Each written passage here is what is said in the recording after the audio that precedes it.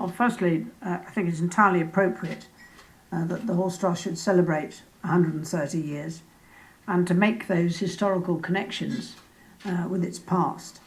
And in some instances, when you see that in relation, the Black Beauty stories to Spindler's Farm, that some things don't change very much. There is still work left to do. And hence the fact that the investment here and the work that goes on here is every bit as relevant as it was 130 years ago.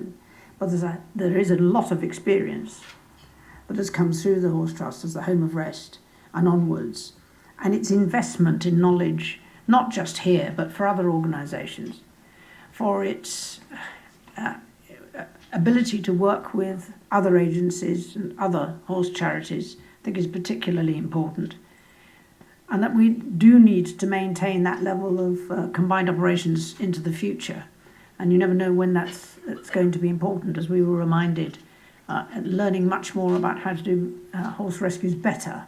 And as those of you who've been horse owners for any length of time, it is amazing the places they go to and the trouble they go to to get into trouble. So it is nice to know that there is something well worth learning together that makes it much more likely to have a successful outcome from those events.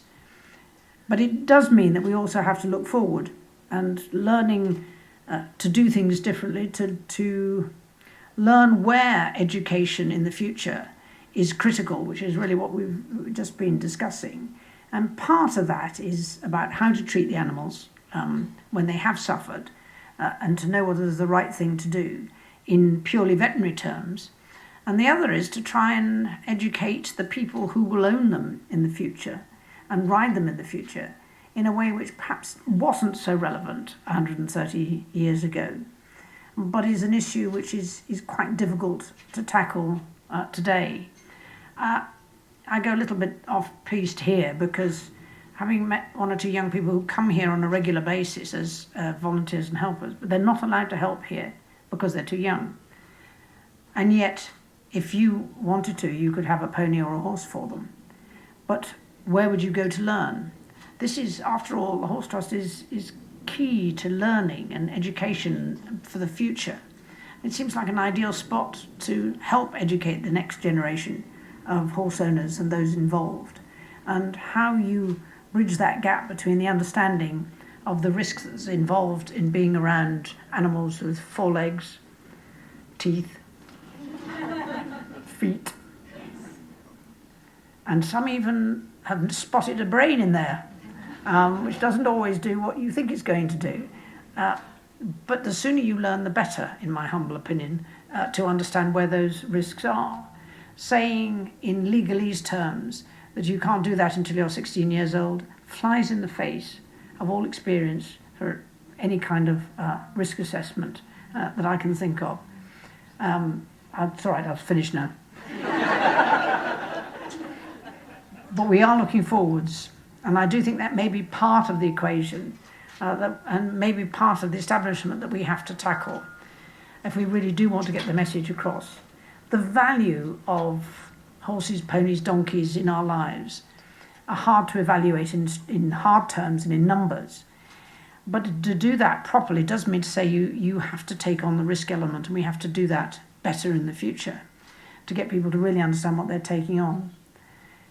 I know from my years with the Riding for the Disabled Association, which was the second organisation I got involved with, I knew nothing about disabilities when I started with the RDA, and very few people who helped with the RDA knew much about disabilities.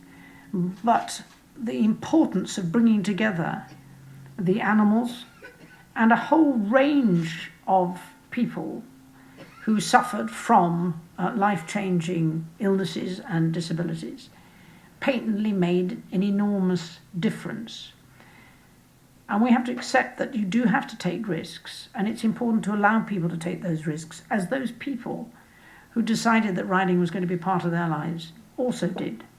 And some of them, of course, had been affected by accidents, and some of them on horses. they needed the respect to make that decision themselves. And we want to encourage people to take those risks responsibly and to understand what they are. We want them to understand what the horse's perspective is, the animal's perspective is.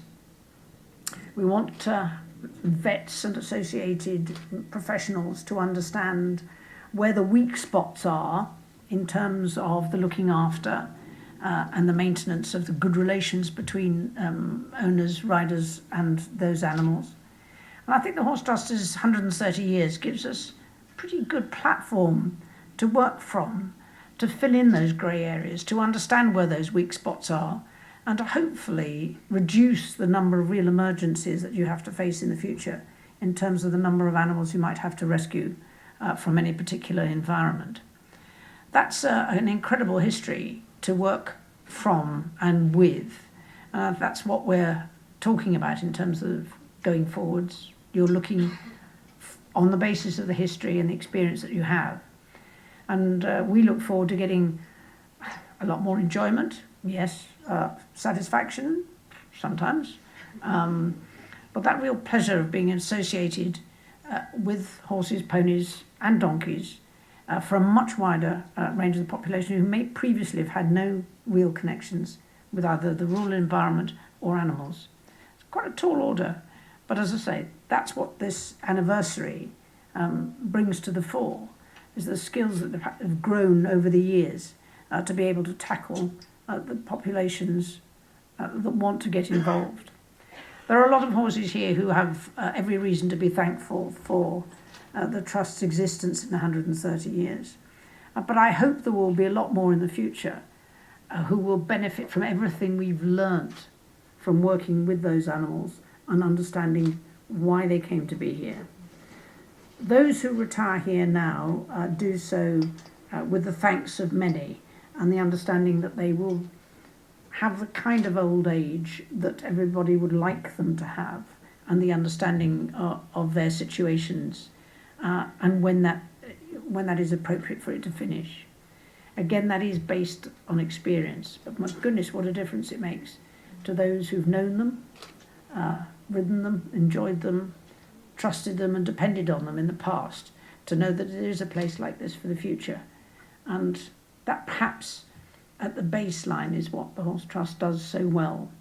And so many of you who support it, particularly those today with direct sponsorships, I know that that's meant to many of you the attraction, the confidence that you have in being able to retire animals appropriately and in the most delightful surroundings with people who really understand how to look after them. That is the key to what the Horse Trust does, but there's a lot more we can learn from those. We depend, of course, on so many volunteers, our sponsors. We depend on legacies, and that has been enough for us to be able to influence a lot of other research and development programs, and I'm sure that will continue to be true, because this is a very strong base to work from. So I hope that in spite of the slight dampness, I mean, it's after all summer in England, what do you expect? But it has been a good enough day to help celebrate what has been achieved in the past, what has been learnt from the past, and what other organisations have benefited from through the Horse Trust, and to look forward to a lot more of that in the future, with an engagement from all of those who understand what the Horse Trust does and would like it to remain in position so it is there for our horses, ponies and donkeys for the future.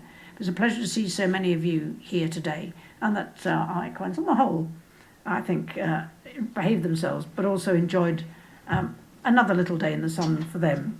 But it's a pleasure to join you. 130 years, quite a long time. Don't think well, maybe 140 we'll get to.